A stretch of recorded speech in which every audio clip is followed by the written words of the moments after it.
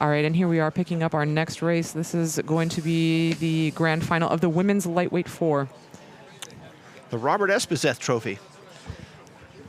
Robert was one of our former Olympic rowers back in, I think, 1988 in the 4. Might have been a straight 4. Yeah, and we're looking at a 2-boat race here.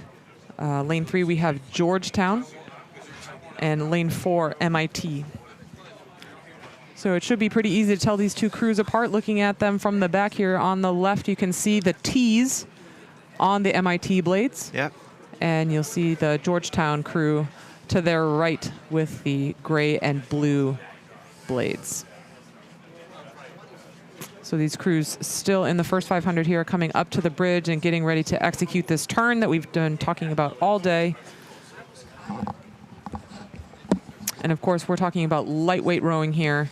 Just these 2 boats representing the lightweight 4. The lightweight class, of course, only open to athletes who weigh in at a weight of 130 pounds or less. So one of the things, Megan, we've seen in the last several years is the lightweight rowing basically reduce its size, the number of people, the status. And I know in Olympic rowing that was eliminated a little while back, but you're also seeing it in collegiate rowing as well. Why do you think that might be? Oh, I think there's a lot of different ways so that you can answer this question. You know, from my perspective, I've rowed with a lot of different women who are a lot of different sizes. People who might be considered natural lightweights who are able to keep up with open weight rowers. Absolutely, yeah. And that was always a part of rowing at Washington, and why we were always told we never had a lightweight program was because if you're a good rower, you can make it as a lightweight or an open weight. And you know, one of the reasons that we saw the lightweight men's 4, I think, removed from the Olympic program was because the lightweight men's 4s were oftentimes going the exact same speeds as the open weight men's 4s. Yeah. And you know, that's a good point. Lightweights, pound for pound, can be as tough as anybody out there, and I loved having my stern pair be lightweights, or at least not your biggest people. Of course, that's another thing that goes into the 8s, the big boats, is the stern pair usually aren't your biggest people in the boat because they tend to be more in the middle of the boat. But tough as nails. I mean, I just loved having lightweights, and I've lost many lightweights out there. So yes. Anytime I have someone who's not the stature of heavyweight, if they want to row, boy, I'm happy to have them. Yep.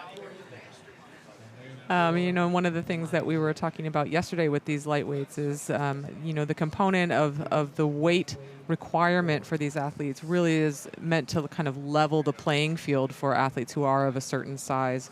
So by requiring them to be, in this case, 130 pounds or under, it really makes the boats very, very even in terms of kind of the physical tool set that the athletes are going to be able to use when they're out on the water. So like we were saying yesterday with some of the lightweights that we saw come down the course, it really comes down to very, very small differences in technique, maybe in fitness or conditioning, potentially in just a crew chemistry kind of thing. But it's definitely not kind of the physical differences that we see in some of these open weight crews that makes the difference. Well, they do say sometimes size makes a difference, and I always believe that, man, if you can get through the training and stuff like that, I don't care what size you are. You know, you know, I'm happy to have you. I think rowing teaches so much to people, no matter what. You talk about tall people, you talk about this, you talk about that, different types of body types. Rowing teaches so much to these people for their self-esteem and you know, to look back on themselves and say, look, I really put a lot of effort into this. It was so rewarding. I can accomplish anything. Yeah, I've always had a lot of respect for these lightweight athletes for the discipline that it takes both to do the training, but also to maintain a very disciplined kind of nutrition plan and approach to maintaining that weight and doing it in a very healthy and responsible way.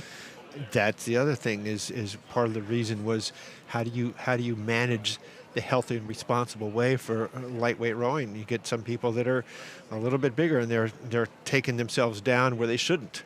Yeah.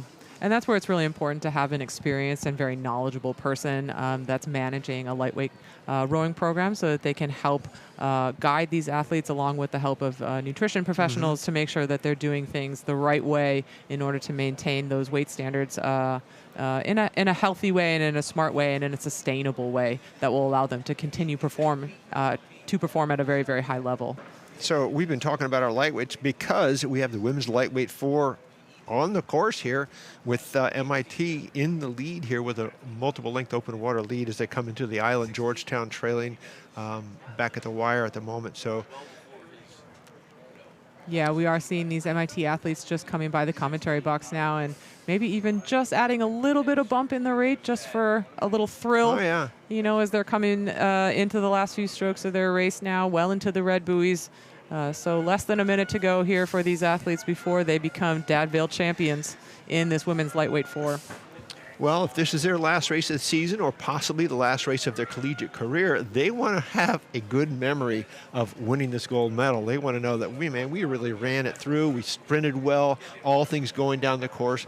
They want to pat themselves on the back, and it could be their lifelong friends for decades to come. Yeah. This is certainly going to be a happy memory for them on this rainy, gloomy day as they come across the line here. Gold medalists at the 2022 Jefferson Dad Vail Regatta, your women's lightweight 4. MIT leading the way,